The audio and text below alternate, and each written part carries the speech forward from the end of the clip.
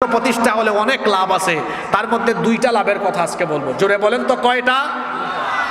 আমি আপনাদেরকে অনুরোধ করে যাচ্ছি, আমি তো সারা বছরে খুলনায় প্রোগ্রাম করি সর্বোচ্চ 11 থেকে মাত্র 12 দিন।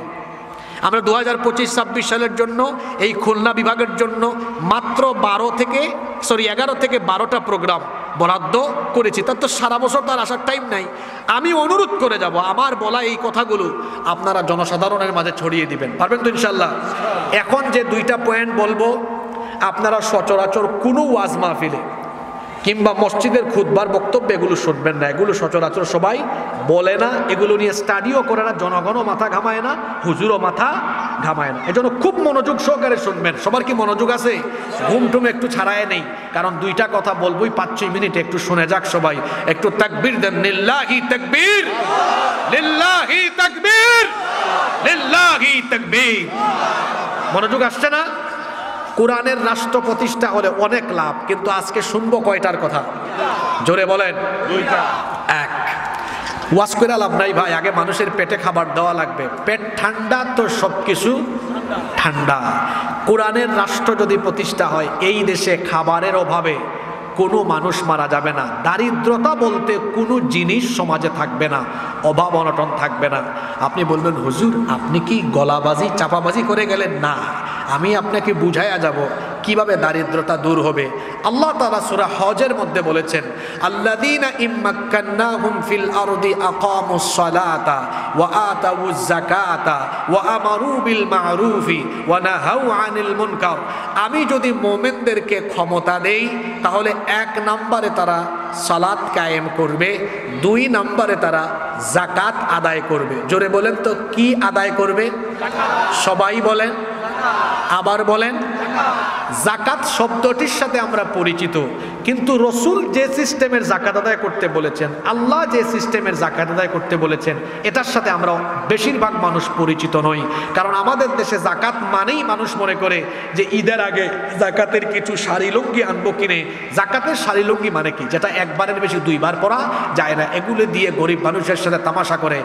যাকাতের উদ্দেশ্য গরিব মানুষকে শাড়ি লুঙ্গি বিতরণ করা নয়, যাকাতের উদ্দেশ্য গরিবী হালত দূর করে দেওয়া, চিরতরে বেকারত্ব দূর করা। এজন্য যাকাতের নামে যারা শাড়ি লুঙ্গি দেয়, এদের যাকাত আদায় হয় না। এরা যাকাতের নামে গরিবের নামে, এরা যাকাতের নামে গরিবের সাথে তামাশা করে। তাহলে যাকাত আদায়ের উদ্দেশ্যটা কি? মনোযোগ আছে? যাকাত আদায়ের উদ্দেশ্য হলো সমাজে কোনো বেকার থাকবে, কারো ঘরে অভাব থাকবে। এবার শুনেন যাকাতের সিস্টেমটা কেমন। মনে করেন এই ফুলতলা এলাকায় এই যে সমাজ কল্যাণ পরিষদ, তারা কমিটি গঠন করে এখানে আশেপাশে 2-3টা এলাকা থেকে যাদের উপর যাকাত ফরজ, তারা উত্তোলন করলো। যাকাতের টাকা উত্তোলন করে মোট তারা উঠাইছে 2 লক্ষ টাকা। মনোযোগ দিয়ে শুনেন, কত লক্ষ টাকা? এই 2 লক্ষ টাকা আপনি জন প্রতি 500 করে দিলে 400 জন গরিব মানুষকে দিতে পারবেন। কতজন? 400 জনকে 500 টাকা করে দিলে কত লক্ষ টাকা হয়? কিন্তু আপনারা বলেন তো, এই যে 2 লক্ষ টাকা জন প্রতি 500 করে বন্টন করলেন, এতে করে কি এই 400 জন মানুষের গরিবী হালত দূর হয়ে যাবে? এক বেলা খাবে, পরের বেলা আবার পেটে ক্ষুধাই থাকবে। কিন্তু আপনি 400 জনকে এই 2 লক্ষ টাকা 500 করে বন্টন না করে 3-4 জনকে দেন। একজন বিধবা মাকে আনেন, মা আপনার পরিবার চলে না, ধরেন একটা সেলাই মেশিন কিনে দিলাম। বলেন তো এই মহিলা সেলাই মেশিন দিয়ে কাজ করা আরম্ভ করলে তার পরিবার চলার ব্যবস্থা হবে কি হবে না? একজন ভাই 4-5 জন পরিবারের সদস্য চলতে পারে না, তার পরিবারে খাবার নাই। ভাইরে এদিকে আসো, ধরো একটা ভ্যান একটা অটো রিক্সা কিনে দিলাম, তার পরিবার চলার ব্যবস্থা হইল কি হইল না? আর একজনকে একটা ছোট্ট টঙের দোকান করে দিলেন। 2 লক্ষ টাকা জন প্রতি 500 করে না দিয়ে আপনি যদি এভাবে 3-4 জনকে দেন, এই 3-4 জন ব্যক্তির পরিবার চলার মতো ব্যবস্থা হবে কি হবে না? এই 3-4 জন মানুষ কি পরবর্তী বছর আর যাকাত খাওয়ার উপযুক্ত থাকবে? এটা দিলাম ফুলতলার 2-3টা এলাকা দিয়ে উদাহরণ। যদি আল্লাহর কোরআন পার্লামেন্টে ঢুকে যায়, আল্লাহ যেন ঢুকাইয়া দেন, বলে না আমিন। এই দেশে নতুন একটা মন্ত্রণালয় হবে, সেই মন্ত্রণালয়ের নাম হবে যাকাত মিনিস্ট্রি, যাকাত মন্ত্রণালয়। ইসলামী অর্থনীতিতে বিশেষজ্ঞ আলেম ওলামা মন্ত্রণালয়কে পরিচালনা করবেন। সারা দেশের মুসলমানদের সম্পদের হিসাব মন্ত্রণালয়ে জমা থাকবে। যাদের উপরে যাকাত আসে, বছরের শেষে তাদের বাড়িতে চিঠি যাবে, চিঠি আপনার উপর এত টাকা জাকাত আসছে, ফুলতলা অফিস আমাদের উপজেলা অফিসে গিয়ে জাকাতের টাকাটা জমা দিয়ে আসেন। সারা দেশ থেকে জাকাতের টাকা কালেকশন করা হবে। শুনতেছেন আপনারা? জাকাত নিয়ে আমার ব্যক্তিগত গবেষণা আছে, আর্টিকেলও আছে। আমি হিসাব করে দেখছি জাকাত সঠিকভাবে বাংলাদেশে আদায় করলে প্রচুর উত্তোলন করা যাবে। কিন্তু আমি একটা ছোটোখাটো উদাহরণ টানি এখানে। মনে করেন 2025 সালে যদি সরকার 1,40,000 কোটি টাকা উঠায়, এটা খুব লো অ্যামাউন্ট, এর চেয়ে আরও বড় ফিগারের জাকাত উত্তোলন করা বাংলাদেশে সম্ভব। 1,40,000 কোটি টাকা, বলেন কত? 1,40,000 কোটি টাকা মিনিস্ট্রিতে জমা হইল ঢাকায়। এবার বাংলাদেশের 64টা জেলার 460টার উপরে উপজেলা আছে। প্রত্যেকটা উপজেলা থেকে উপজেলা অডিট অফিসারের মাধ্যমে বাছাই করে 70 লক্ষ যুবককে ঢাকায় আনা হলো। কত লক্ষ? 70 লক্ষ যুবককে ঢাকায় এনে প্রত্যেকের হাতে 2 লাখ টাকার একটা করে চেক দেওয়া হলো। 70 লক্ষ যুবককে 2 লক্ষ করে টাকা দিলে কত টাকা হয়? 1,40,000 কোটি টাকা। তাহলে বলেন তো, সরকার রাষ্ট্রীয়ভাবে টাকা উঠাইয়া 1 বছরে 70 লক্ষ যুবকের বেকারত্ব দূর করে দিল। বললো আবার শোনো, টাকাটা নিয়ে খাও না কি করো, প্রত্যেক উপজেলার অডিট অফিসার এটা আবার পর্যবেক্ষণ করবে। তাহলে বিপদ আছে না নাই? দেখাশোনা করবে। তাহলে এই ফর্মুলায় 1 বছরে 2025 সালে 1,40,000 কোটি টাকা উঠাইয়া কত লক্ষ যুবকের বেকারত্ব দূর করা হলো? জোরে বলেন, কত লক্ষ? আপনারা আমাকে বলেন, খুলনার মানুষ এইভাবে যদি 10 বছর বাংলাদেশের রাষ্ট্র টাকা জাকাতের টাকা উঠাইয়া রাষ্ট্র আবার এইভাবে বেকারত্ব দূর করে, আপনারা আমাকে বলেন, বুঝে শুনে বলেন, আবেগে বললেন না, 10 বছর 15 বছর পরে এই বাংলাদেশে হারিকেন দিয়ে খুঁজে খুঁজে খুঁজে খুঁজে একজন গরিব মানুষ বের করতে পারবেন? এই নার আওয়াজটা এরকম হয়েছে, এদের সন্দেহ আছে, পারবেন? পারবেন? রসুল জাকাতের ফর্মুলা দিয়ে গিয়েছিলেন। কয়েক বছর পরে হযরত ওমর ইবনে আব্দুল আজিজ রহমতুল্লাহ আলাইহের জামানায় মানুষগুলা জাকাতের টাকা নিয়ে রাস্তায় রাস্তায় ঘুরছে, জাকাত দেওয়ার মতো একটা মানুষও তারা খুঁজে পায়নি। সুবহানাল্লাহ মুখ দিয়ে বাইরে না। 71 সালে এই দেশ স্বাধীন হয়েছে, বহু রাজনৈতিক দল এই দেশে আছে, লম্বা লম্বা বক্তব্য মারেন মিয়া। 54 বছর ধরে গরিব মানুষের সামনে এসে বক্তব্য দেন, আমরা ক্ষমতায় গেলে দারিদ্রতা মুক্ত ক্ষুধা মুক্ত বাংলাদেশ গঠন করব। কিন্তু দেখা যায় আপনাদেরই পেটের যে ক্ষুধা, ক্ষমতায় গেলে আগে আপনারা নিজের পেট ভরেন, দেশের গরিব মানুষের কোনো উন্নয়ন হয় না। 54 বছর ধরে রাজনীতি করে আপনারা বাংলাদেশ থেকে দারিদ্রতা দূর করতে পারেন নাই। আমাদের আলেমদেরকে দায়িত্ব দিয়ে দেখেন, আমরা কোরআনের ফর্মুলা যাকাত যখন প্রয়োগ করব, 10 বছরে বাংলাদেশকে আমরা বদলাইয়া দিব। খুলনা থেকে আমি চ্যালেঞ্জ করে গেলাম, কেউ থাকলে সে যেন আলেমদের এই চ্যালেঞ্জ গ্রহণ করে। আমি চ্যালেঞ্জ করলাম, কিন্তু আপনারা তো বুঝবেন না। যদি আপনারা বুঝে শুনে একবার আমি একটা ইঙ্গিত দিয়ে যাই, হয়তো আগামী বছর মাহফিল শুরুর আগে নির্বাচনও হয়ে যেতে পারে। যদি আগামী নির্বাচনে ইসলামপন্থীদের ঐক্য হয়, আমরা সব কিছু ভুলে গিয়ে আলেম উলামাদের সাথে আসি না নাই? কারা কারা থাকবেন 2 হাত তুলে আল্লাহকে দেখান।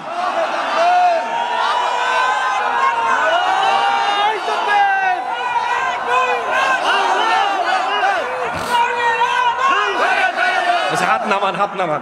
বলছিলাম না এদের খাসলত, বলছিলাম না তাদের খাসলত, তারা স্বার্থ আছে যেদিকে, তারা আছে লাভ আছে যেদিকে, আমরা আছি। এখন দেখছেন কি স্লোগান মারছে, লাভ আছে তো লাভ বুঝছে, আসলে লাভ আছে। জোরে বলেন, লাভ আছে না নাই? খুলনার মানুষ আমরা আমাদের খুলনা সহ গোটা বাংলাদেশকে দারিদ্রতা মুক্ত ক্ষুধা মুক্ত হিসাবে চাই কি চাই না? তাহলে আগামীর পার্লামেন্ট কোরআনের পার্লামেন্ট হোক, আমরা চাই কি চাই না?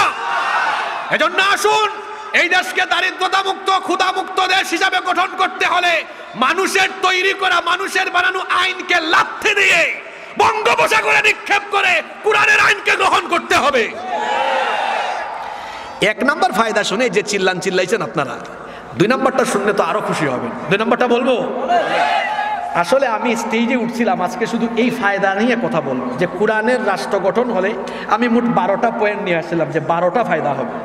কিন্তু এখানে উঠার পরে ভাবলাম সামনে রমজান মাস, একটু রমজান কেন্দ্রিক কথা বলবো। এই জন্য যাই হোক, আমি এখানে এই 12টা ফায়দা থেকে, শোনেন, 12টা ফায়দা থেকে একদম ওই যে চা পাতা যে ইয়ে করো, এটার নাম কি, চাকনি, ছাকনি আমি ওই 12টা থেকে ছেঁকে ছাকনি দিয়ে ছেঁকে 2টা বের করছি। চিন্তা করলাম যেদিকে লাভ বেশি ওইদিকে যাই, তাহলে পাবলিক বুঝবে। সুতরাং মন খারাপের কিছু নাই যে হুজুর যেটা বলার দরকার ছিল না বইলা চলে গেছে, না, আমি 12টা থেকে মূল জিনিসগুলো বের করে আনছি। কয়টা? আবার বলেন, সবাই বলেন। 1 নাম্বার শুনছেন, দেশে কোনো গরিব থাকবে না। আমি কি চাপাবাজি করে গেলাম না বাস্তব কথা বললাম?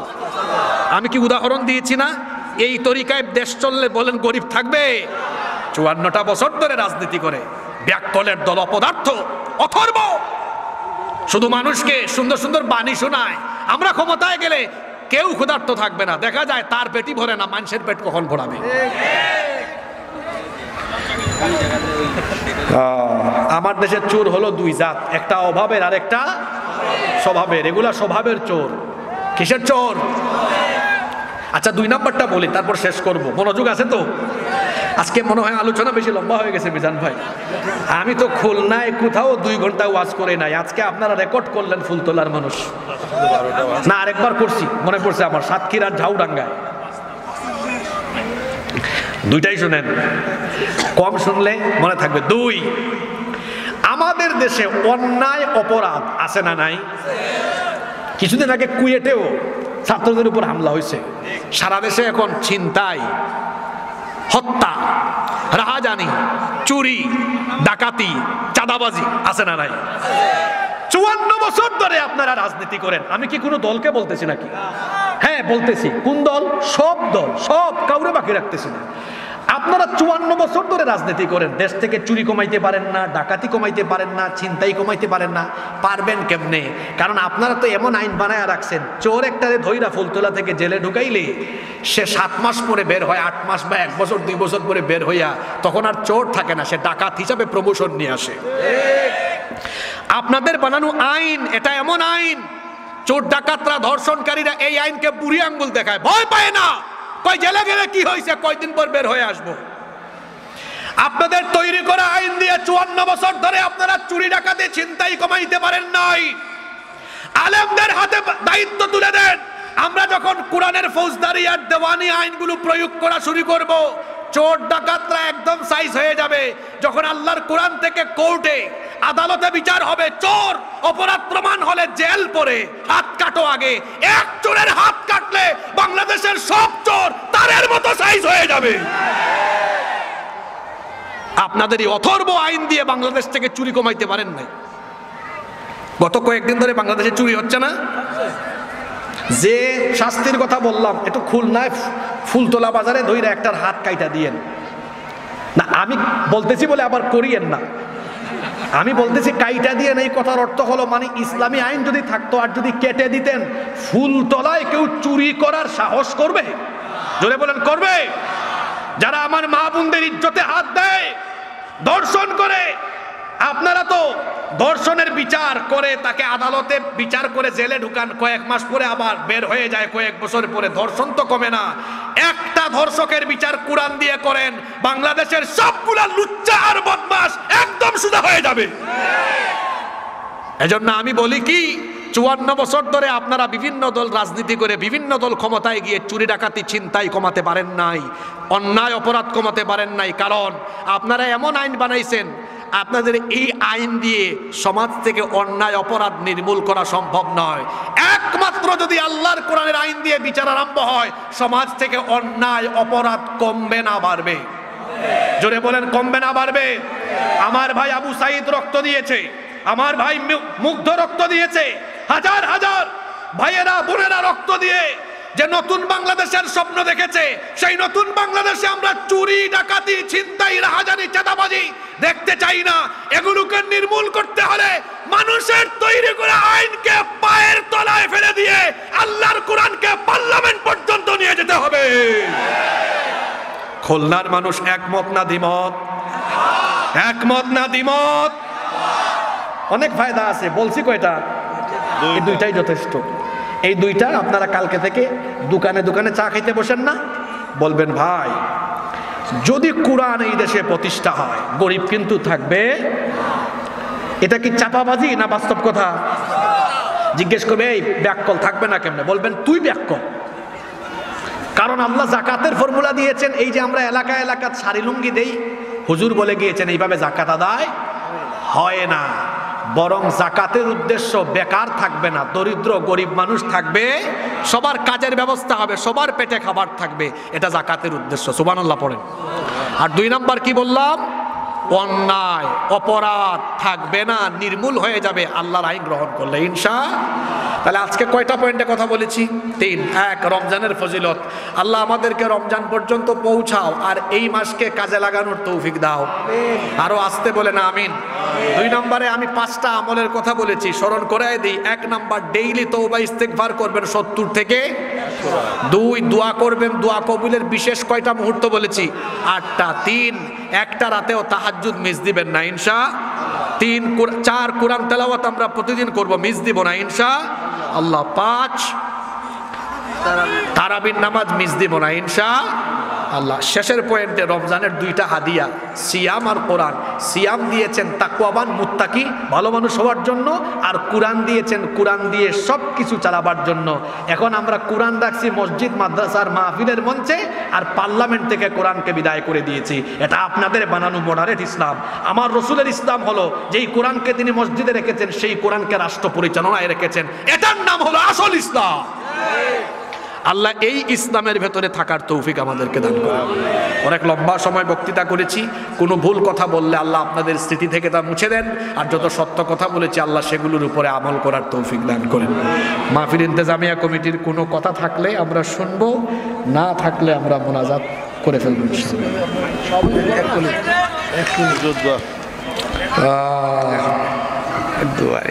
আমি দোয়া করবো।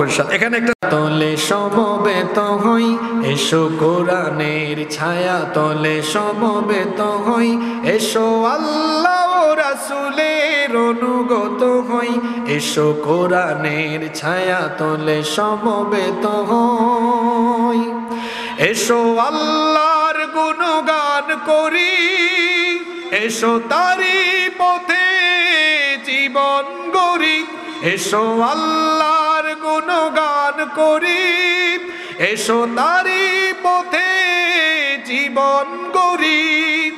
আল্লাহর নাম নিলে তাতে যদি সুখ মিলে, আল্লাহর নাম নিলে তাতে যদি সুখ মিলে, কেন সেই নাম থেকে দূরে সরে রই, কেন সেই নাম থেকে দূরে সরে রই। এসো কোরআনের ছায়া তলে সমবেত হই, এসো কোরআনের ছায়া তলে সমবেত হই।